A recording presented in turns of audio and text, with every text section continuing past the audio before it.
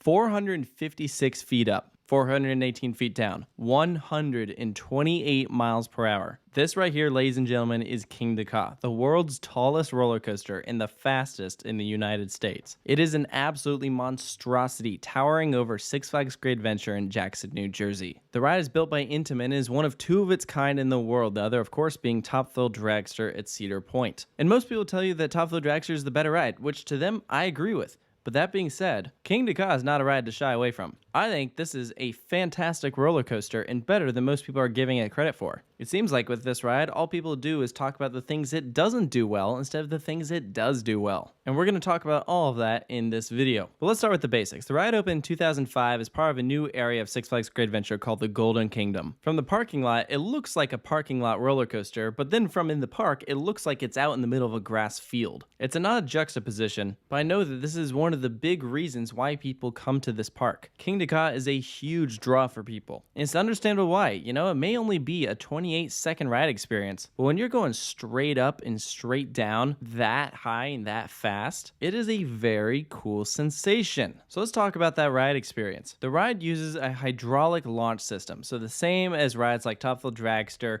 Accelerator, Stealth. It means that it's going to be a more forceful launch than, let's say, an LSM system like you might get on Terran or Red Force. According to RCDB, the launch sends you from 0 to 128 miles per hour in 3.5 seconds. I'm not sure that's entirely true. I've heard from multiple sources that the ride doesn't even reach 128 miles per hour. I heard even from one person that if it does reach that fast, then the ride goes down, as in it shouldn't be running that fast. So that's a stat I have a hard time believing. I wouldn't be surprised if it ends up going about 10 miles per hour under that, so, you know, 118, 120, somewhere in that range. But like most roller coasters, it can be a little finicky. It's not going to launch the same speed every time, especially if you're doing it in different time of day. But regardless, the launch actually feels fairly gradual. I don't think it's as punchy as other hydraulic launch coasters. It's the reason why actually I much prefer Top Thrill Dragster's launch. And the other thing that I think makes this launch not as good is the way that Intamin built it. The launch track does not have the lateral supports that it should, and so it causes there to be a little bit more of a sway, and you're going to get a shakier ride experience. That's why a lot of people tell you that the launch on Kingda Ka is rough. I personally don't think it's as rough as most people claim, but I might also have a higher tolerance for that sort of thing. But what I'll say about the launch is that it builds up to that max speed so that by the end, I don't even think you really realize that you're going that fast. I mean, maybe in the front row you will, because that wind is just hitting you straight in the face, maybe causing you to like squint your eyes a little. I mean, a pro of having a more gradual launch system is that it lasts longer. I mean, compare this launch to like Dododampa. Dododampa is going to feel faster because it goes from 0 to over 100 miles per hour in just over 1 second. So yeah, that's a ride that is all punch, but it's over like that. So I think it's up to personal preference which kind of launch experience you're going to prefer. So after the launch, you rise straight up 456 feet in the air. And I think this is when you realize just how enormous this thing is. I mean, when you're walking up to it, obviously the ride looks big, but the only time that you really get close to the tower is when you're riding Zumanjaro, which I'm going to talk about Zumanjaro later in this video. But when you're at the top of that thing and you just look out and you see how high you are, I mean, it's pretty insane. Unfortunately, you're not up there for very long, so don't get used to that view. If you want the better view, ride Zumanjaro. You'll get to take it in a lot longer. And Kingda Ka's drop does sort of face you towards the parking lot. Zumanjaro faces you out towards the park, so it's a lot better on that ride. And just like that, you're going to plunge straight down to the ground. It does this, though, in a spiral instead of a traditional drop. What that does is it almost makes it feel like it's not a true drop.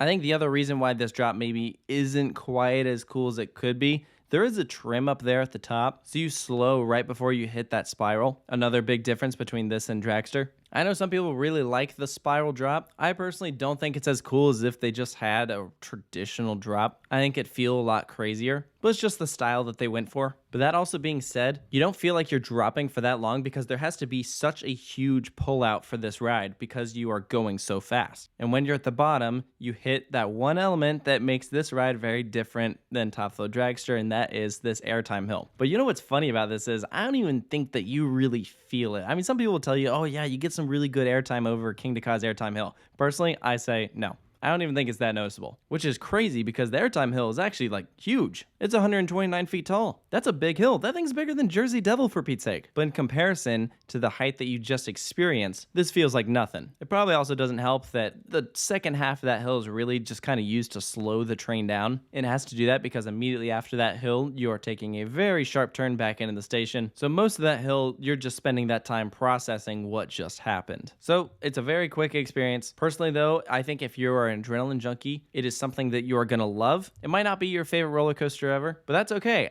In my opinion, this is still one of the best rides at Six Flags Great Adventure, but I don't think it's perfect. There are a couple of flaws. And the one big one that people will tell you about is the restraints. You compare this to Top Thrill Dragster. That ride opened first and it came with lap bars. That makes you feel a lot more exposed and free. You feel pretty strapped in on Kingda Ka. It has these intimate, hard, over-the-shoulder restraints, but you know, because of the way they're angled, they rarely even touch your body. In my opinion, the best thing about it is almost it gives you like something to hold on to. I mean, obviously depending on your body type, maybe it'll be right up against you. But for a skinny dude like me, when I'm back up against the seat, I don't even feel those things touch me. So I don't think the restraints are quite as bad. And for me, because of my height, I also don't get any like head banging or neck banging. But if you're shorter, I can see how that could be a big issue. So at the end of the day, I don't think the restraints are that horrible. Obviously though, it definitely would be better with lap bars. But the state of New Jersey says otherwise. And I touched on the roughness earlier, how I said it's not as bad as some people say. But if you sit towards the back of the train, I think it is a lot more noticeable. That thing does shake quite a bit. My favorite Kingda Ka memory is I spent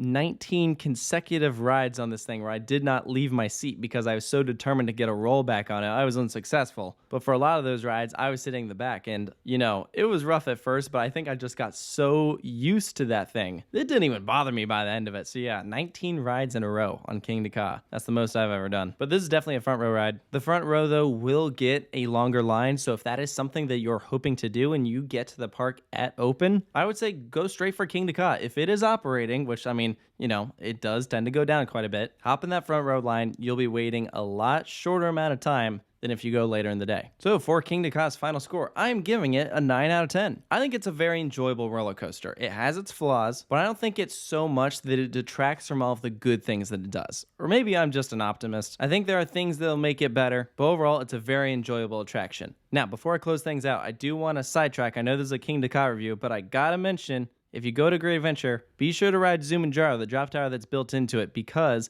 the state of New Jersey now allows those two rides to operate at the same time. And when you ride Zumanjaro, it is very possible that you will get a dueling ride with Kingda Ka, which is when you're at the top of Zumanjaro, you see Kingda Ka launch and go straight up over your head, and then you drop at the same time as it, and that is one of the coolest experiences in the world. I highly, highly, highly, highly recommend it. As soon as the state of New Jersey made that switch and allowed them to run at the same time, I think it made Zumanjaro one of the must-dos when you come to the park. Where otherwise before I was like, yeah, if you have time for it, you should do it. But it's a super cool experience, and it's what makes it infinitely better than Lex Luthor at Magic Mountain, which before they dueled, I would not have been saying that. But I would love to hear your thoughts on Kingda Ka at Six Flags Great Adventure. Be sure to post all those down in the comments section below, and stay tuned for more coaster reviews here at Coaster Studios, and I'll see you next time.